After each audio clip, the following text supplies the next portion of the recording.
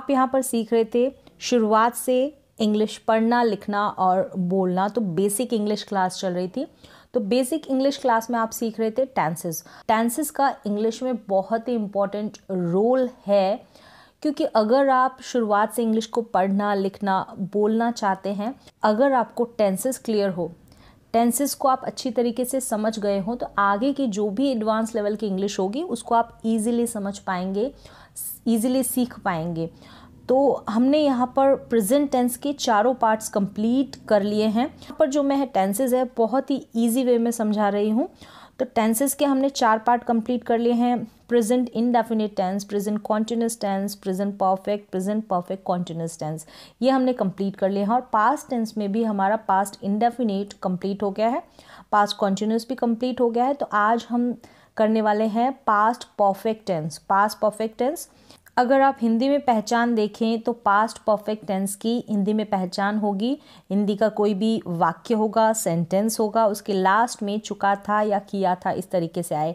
अब यहाँ पर आप सोचें कि सिर्फ चुका था आ जाए या फिर किया था आ जाए, तो वही पास्ट टेंस है। तो लैंग्वेज थोड़ी चेंज हो सकती है हिंदी में, जैसे कि चुका था हो सकता है चुकी थी, चुके थे, लिया था, दिया था, ली थी, दी थी, की थी। तो ये थोड़ा आप खुद से समझने की कोशिश करें। तो यहाँ पर मैंने सिर्फ इजी वे में बताया आपको, चुका था या किया था, कोई भी काम कर चुके थे या कर लिया था, इस तरीके से। ये है इसका हिंदी में मीन, हिंदी में पहचान। और इसकी जो हेल्पिंग वर्ब है वो है हैड। हर एक सब्जेक्ट के साथ, यानी कि आई के साथ, वी के साथ, you, they, he, she, it, singular, plural, सबके साथ क्या होगा, हैड का यूज़ होगा। लेकिन हैड के साथ जो वर्ब है उसकी थर्ड फॉर्म आएगी, वर्ब की थर्ड फॉर्म आएगी हैड के साथ। जैसे कि ईट, एट, ईटन, तो ईटन होगी ना थर्ड फॉर्म, तो वो वाली थर्ड फॉर्म यहाँ पर हैड के साथ हम यूज़ करेंगे। हेड के साथ वर्ब की थर्ड फॉर्म हो गई है। कोई भी काम पास्ट में पूरा हो गया हो, पास्ट में कोई भी काम पूरा हो जाता है, तब हम इसका क्या करते हैं, यूज़ करते हैं।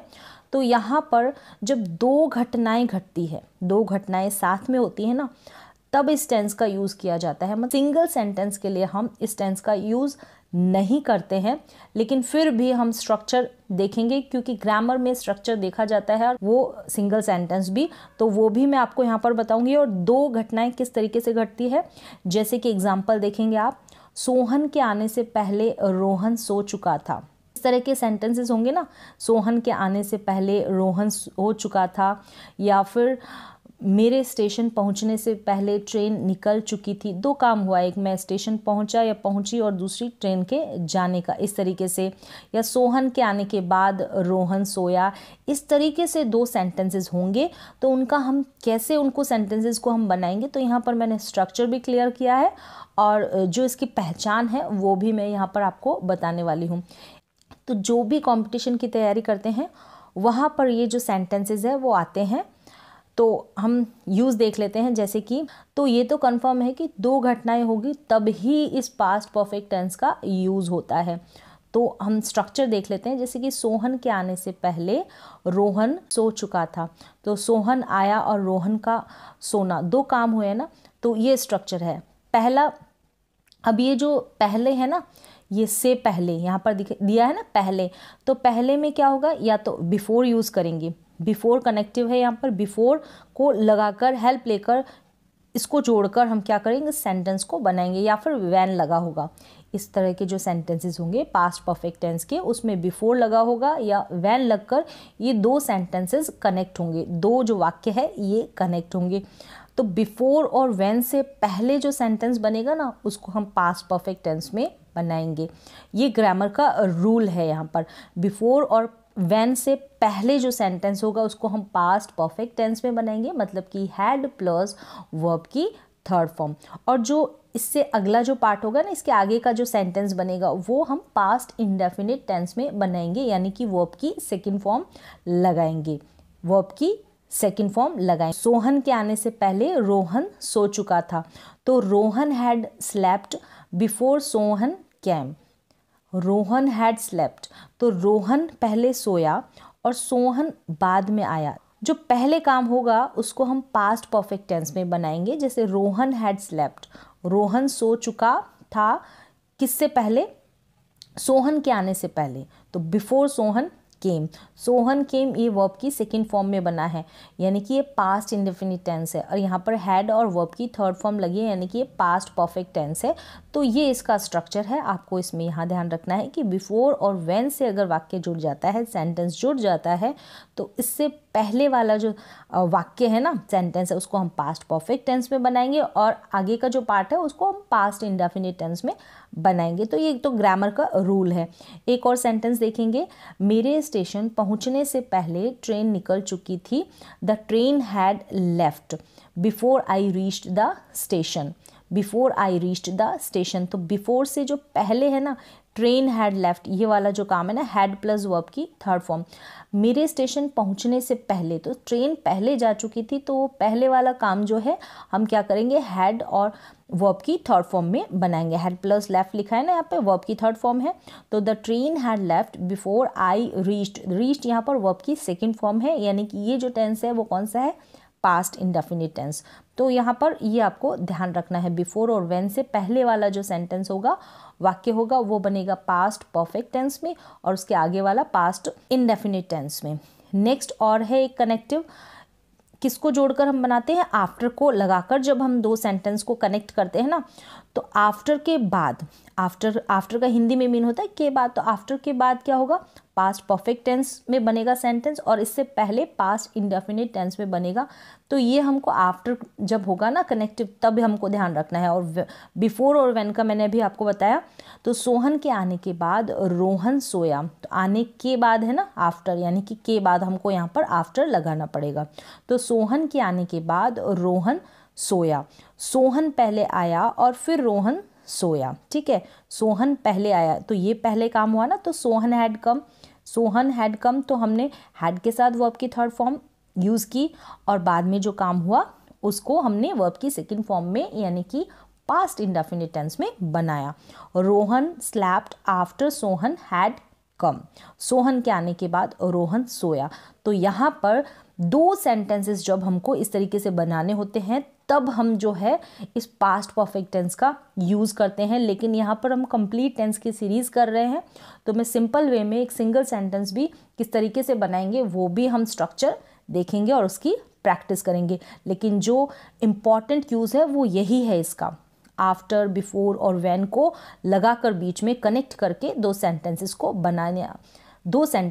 बनाना। तो ये एक सेंटेंस में नहीं होता है, लेकिन हम शुरुआत से करते आए हैं, तो हम स्ट्रक्चर भी देखेंगे।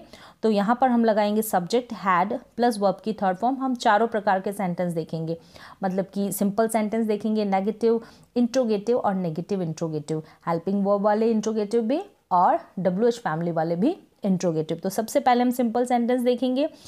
क्या करेंगे, सब्जेक्ट फिर हैड फिर वर्ब की थर्ड फॉर्म ऑब्जेक्ट लगाएंगे। इजी है, तो प्रैक्टिस करें आप एक दो बार इनकी, ताकि आपका फ्लो बैठ जाए, बोलना आए, आपको इनकी हेल्पिंग वर्ब याद रहे। तो वह स्कूल जा चुका था, वह स्कूल जा चुका था, चुका था, लिया था, दिया था, ली थी, दी थी, इस तरीके से आप पहचान सकते हैं इस टेंस को। और बाकी तो ये जो कनेक्टिव है बिफोर, आफ्टर और व्हेन, इनका ही मोस्ट इम्पॉर्टेंट यूज़ रहता है इस टेंस में।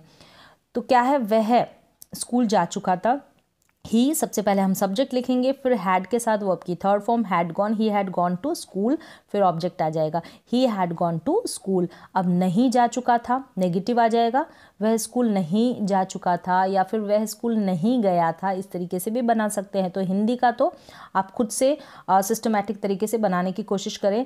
तो सबसे पहले हम सब्जेक्ट लिखेंगे ही, फिर हैड लगाएंगे, फिर नॉट, और उसके बाद वर्ब की थर्ड फॉर्म लगाएंगे। तो he had not gone to school, object, he had not gone to school. Next है, हम क्या करेंगे, इंट्रोगेटिव सेंटेंस बनाएंगे, किससे, हेल्पिंग वर्ब से। तो सबसे पहले हम हेल्पिंग वर्ब रखते हैं, अगर हेल्पिंग वर्ब वाला इंट्रोगेटिव बनाते हैं ना तब। तो सबसे पहले हैड लिखेंगे, फिर सब्जेक्ट आएगा, हैड ही, फिर वर्ब की थर्ड फॉर्म गॉन, कहाँ पर, टू स्कूल, ऑब्जेक्ट। और लास्ट में जब भी इंट्रोगेटिव आएगा तो लास्ट में ऑब्जेक्ट या अदर वर्ड तो ऐड होंगे ही होंगे, और इंट्रोगेटिव होगा तो क्वेश्चन मार्क होगा। तो ये आप खुद से ध्यान रखें। अब हम नेगेटिव इंट्रोगेटिव बनाएंगे हेल्पिंग वर्ब वाला। तो सबसे पहले हम हैड लगाएंगे, फिर सब्जेक्ट हैड ही, फिर नॉट लगाएंगे, नॉट फिर वर्ब की third form, had he not gone कहाँ, टू स्कूल, ऑब्जेक्ट और लास्ट में क्वेश्चन मार्क। ऐसे ही हम WH फैमिली वाला सेंटेंस बना लेंगे, इंट्रोगेटिव सेंटेंस। सबसे पहले हम WH वर्ड लिखेंगे, हिंदी का सेंटेंस क्या है, वह स्कूल जा चुका था। तो वह स्कूल क्यों गया था, ये वाला सेंटेंस बनाए यहाँ पर हिंदी में, वह स्कूल क्यों गया था। तो क्यों का हम लिखेंगे वाई, फिर हैड, फिर क्या लिखा हमने हैड, और फिर हम क्या करेंगे सब्जेक्ट लिखेंगे, सब्जेक्ट ही है। अगर नेगेटिव बना रहे हैं तो सब्जेक्ट के बाद हम नॉट ऐड कर देंगे, फिर वर्ब की थर्ड फॉर्म, फिर ऑब्जेक्ट, फिर question mark. Why had he gone to school, वह स्कूल क्यों गया था। Why had he not gone to school, वह स्कूल क्यों नहीं गया था।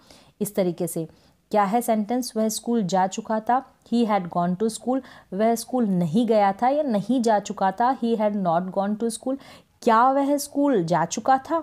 Had he gone to school, क्या वह स्कूल नहीं गया था या नहीं जा चुका था। Had he not gone to school, वह स्कूल क्यों गया था। Why had he gone to school, वह स्कूल क्यों गया था। Why had he gone to school. आप इस तरीके से प्रैक्टिस कर सकते हैं ताकि हैड के साथ आपको वर्ब की थर्ड फॉर्म लगाना आ जाए और इसकी प्रैक्टिस हो जाए। और एक देखेंगे सेंटेंस, मैंने खाना खा लिया था, आई हैड ईटन फूड, मैंने खाना खा लिया था, आई हैड ईटन फूड। मैंने खाना नहीं खाया था, नेगेटिव हो गया, तो I had not eaten food. अब इंट्रोगेटिव, क्या मैंने खाना खा लिया था, had I eaten food, had I eaten food, क्या मैंने खाना खा लिया था। अब negative interrogative, had I not eaten food, क्या मैंने खाना नहीं खा लिया था या नहीं खाया था, had I not eaten food. Next है, मैंने खाना कब खाया था, when had I eaten food, when had I eaten food. और मैंने खाना कब नहीं खाया था, when had I not eaten food. इस तरीके से आप सेंटेंस बना सकते हैं और प्रैक्टिस कर सकते हैं हैड के साथ वर्ब की थर्ड फॉर्म का। एक और सेंटेंस क्या है कि हम उससे मिल चुके थे, we had met him, met यहाँ पर थर्ड फॉर्म में है, वी हैड मैट हिम, हम उससे मिल चुके थे। हम उससे नहीं मिल चुके थे या नहीं मिले थे, we had not met him, क्या हम उससे मिल चुके थे, हैड वी मैट हिम, क्या हम उससे नहीं मिले थे, had we not met him, हम उससे क्यों मिले थे, why had we met him, हम उससे क्यों नहीं मिले थे, why had we not met him. इस तरीके से आप प्रैक्टिस करें सारे सेंटेंसेस बनाने की। सिंपल बनाए, फिर नेगेटिव इंट्रोगेटिव, नेगेटिव इंट्रोगेटिव। तो इस तरीके से आप इस टेंस की प्रैक्टिस कर सकते हैं हैड के साथ वर्ब की थर्ड फॉर्म लगाने के लिए।